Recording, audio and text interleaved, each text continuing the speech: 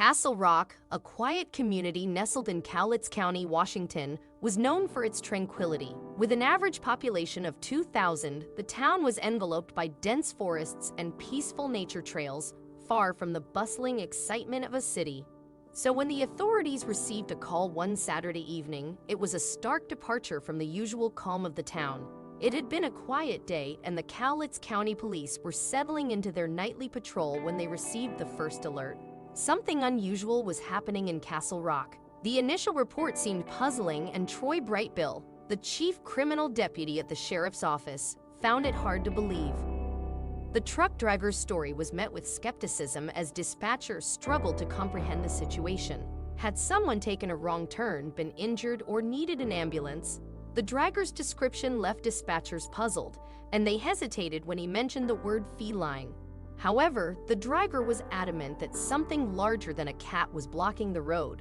The dispatchers finally grasped the situation and promptly alerted the authorities and Washington's Department of Fish and Wildlife.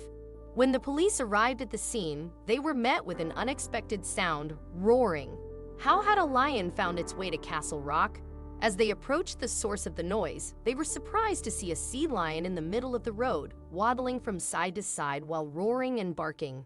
For the wildlife officers present, three things became apparent at first glance. The sea lion was female, weighing around 600 to 700 pounds, and clearly lost. What puzzled Scott Schroeder, one of the responding wildlife officers, was the unfamiliar landscape. He described it as a rolling forested area, far from a sea lion's typical habitat. However, the immediate concern for the authorities was not why the sea lion was there, but how to safely guide this massive creature back to her natural habitat without endangering anyone. Unfortunately, there was no police training for sea lion wrangling.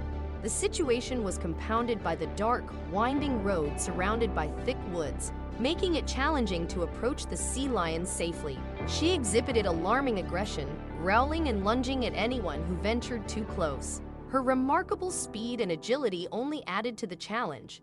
Yet, amidst her threatening behavior, there was an undeniable cuteness to the sea lion that took the officers by surprise. She even posed for a selfie with Speed. Corey Huffine.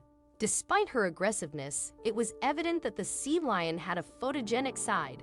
However, the officers realized that they couldn't return her to the water that night. They hoped to monitor her progress as she made her way back to the water on her own, but their involvement was far from over.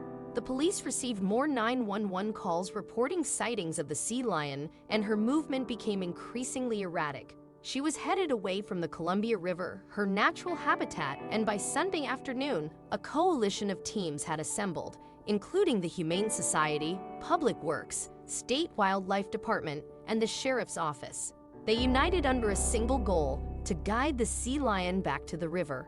The team used large wooden planks to gently lead the sea lion in the right direction while maintaining a safe distance. They proceeded with caution to avoid provoking her. Despite some close encounters with her breath, the mission eventually found success when she reached someone's driveway. With meticulous care, the crews guided her towards a cage, hoping to avoid any sudden moves that might provoke her. Although she momentarily veered off course, she ultimately entered the cage. The sea lion was finally off the road and out of harm's way. The crews then transported her to Willow Grove Boat Ramp in Longview, where they released her back into the Columbia River. As they watched her swim away, the rescuers couldn't help but reflect on the peculiar and endearing tale of the lost sea lion and their perplexing but heartwarming encounter in Castle Rock. Surprisingly, such incidents of lost critters finding themselves in quiet towns like Castle Rock were not uncommon.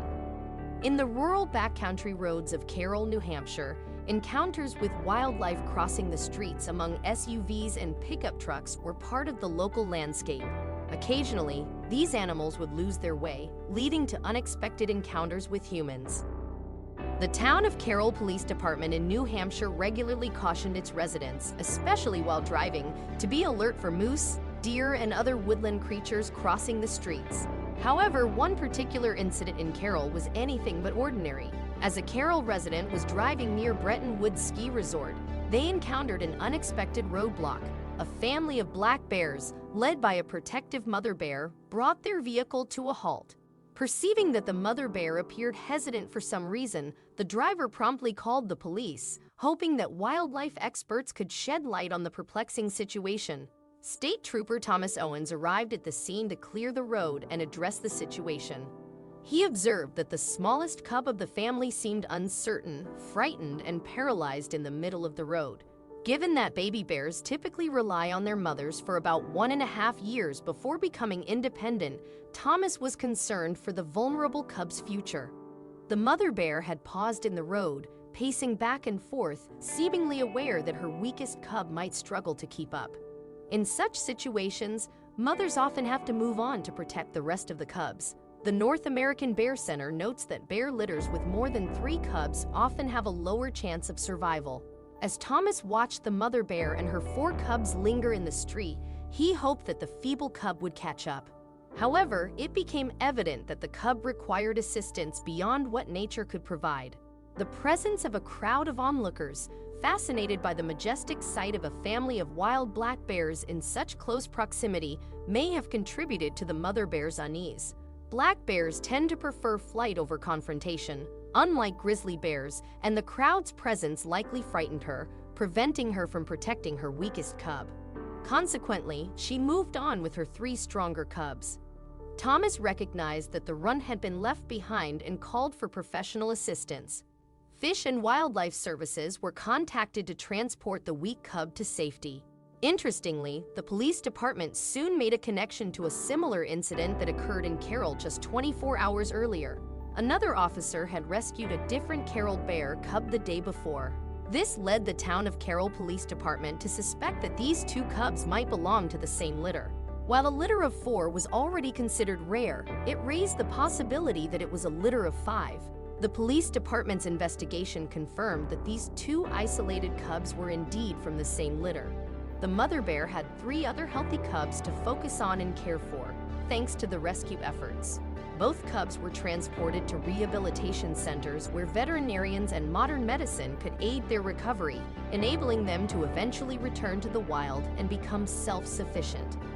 Authorities used this incident as a reminder for the public to refrain from feeding wild animals human food or approaching them, even if they are adorable.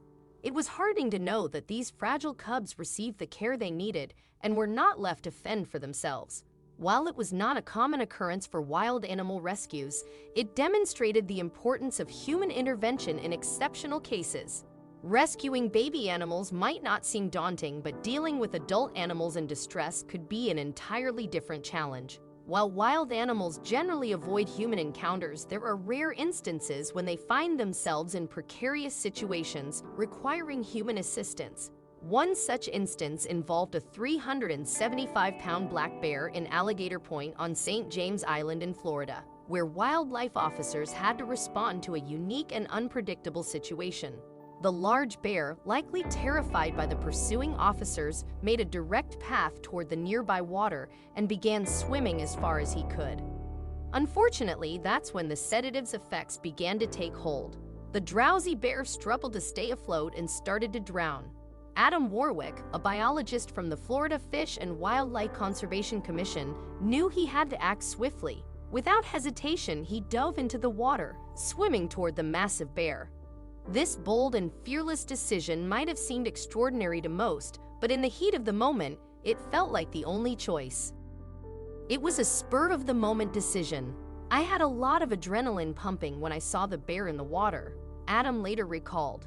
Fortunately, the surge of adrenaline masked the true danger of the situation, such as the risk of a bear attack. With no time for second thoughts, Adam grabbed the colossal bear with both hands and encircled his neck with his arms. He then began propelling them towards shallower waters where other wildlife officers stood by.